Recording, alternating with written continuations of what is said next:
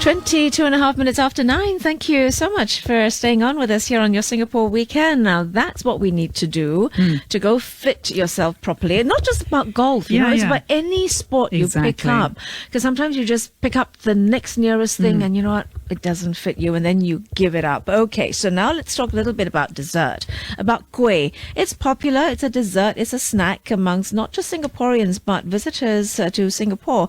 And we talked earlier about some of our favorite kuehs, the history of pastry maker in the Chinatown area. And the something, pairing of kuehs with spirits. Wow. Wonderful. Well, we chatted with To Tiam Wei, and he's founder of Indie Singapore Tours. Yes, and he started off by talking to us about kueh, the favorites, the familiar, and the unusual. Well, especially when it comes to kuehs, I think that for us, it is it's something like a cultural shorthand that we have because I think that when you say kuehs, most Southeast Asian, most Singaporeans, we have this, we have an immediate mental image of what our favorite kuehs is. There's a lot of memories associated with what the kueh is all about. But it's something that is very foreign to a tourist that's new to our land as well. So that's something that we want to showcase. Like I mentioned earlier on, I think there are savory kuehs and sweet kuehs. But kuehs goes beyond that for us. I think there's Chinese kuehs, there's Malay kueh, there's Indian kuehs, and of course there's also the Nyonya kuehs. So we want to showcase the variety of kuehs that actually we have here in Singapore, and there are kuehs which are unique to just Singapore as well. And just, you know, we're all familiar with those big names, as we said, Wei, but you've discovered some hidden gems along the way, haven't you?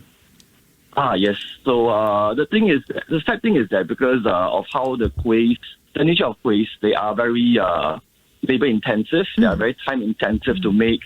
But at the same time, most of the time kuehs are very low cost food. So over the years, over the last 2 years, especially the pandemic years, we realized some of our favorite kueh makers are slowly running out of business. Can be due to high rental, legacy issues, like there's no one taking over the business. So, and then when we lose all these kueh makers, we realize we also lose a lot of our cultural memories, our cultural heritage.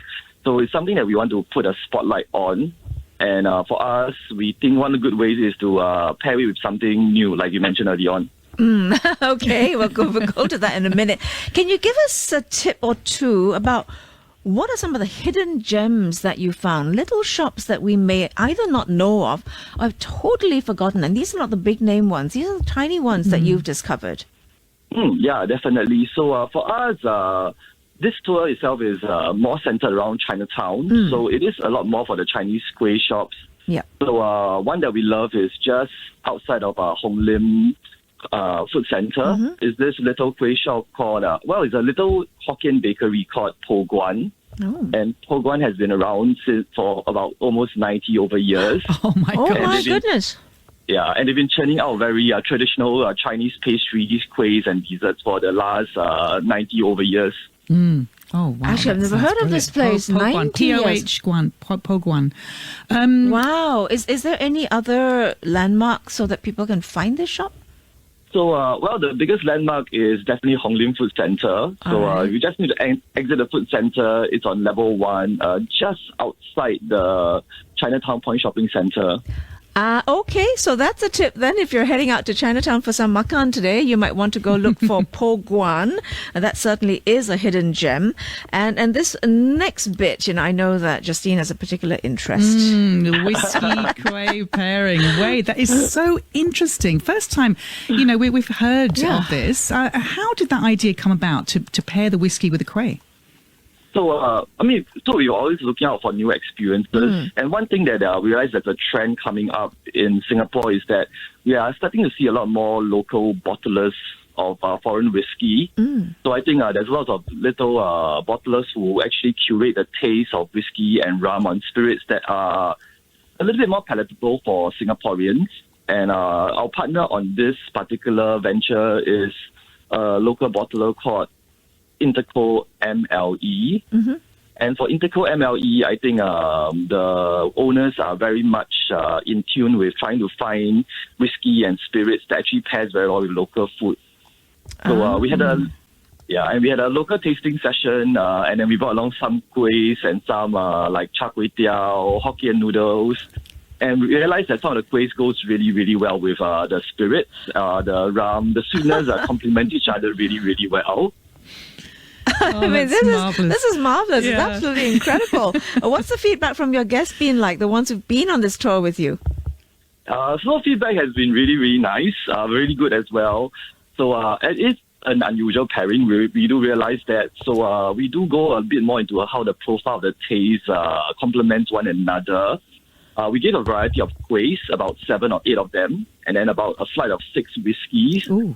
So, and for us, there are some pairings that we like a lot, but we also realize that it is a bit of an adventure as well for you to discover the profile that suits you the best. So I think that's where we are coming from with this particular adventure. It is. It sounds like an adventure, not just one on foot, but one that tickles your palate as well. And I'm sure people have their own favorites, because I always find taste is very subjective, particularly pairings, because in the old days you were always told, right, red meat got to be red wine and white meat got to be white wine. But I think we've thrown all caution to the wind and we've actually done our own thing.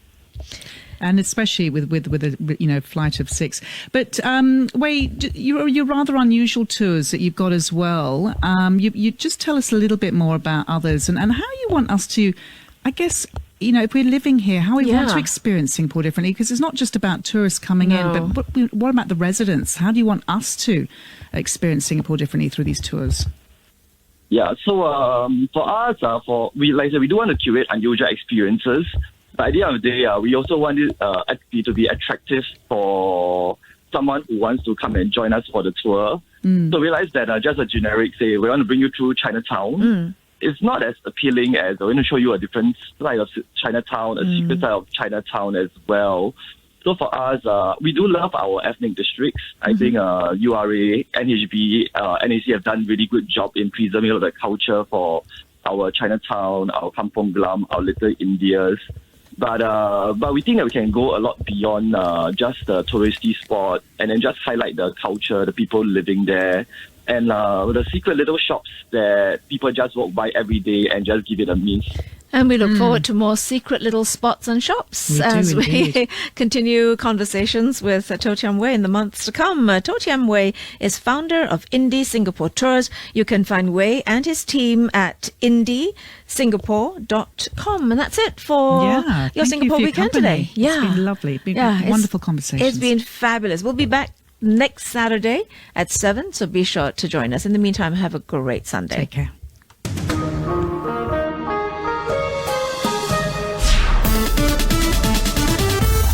Now, CNA Campus, our views from Temasek Polytechnic.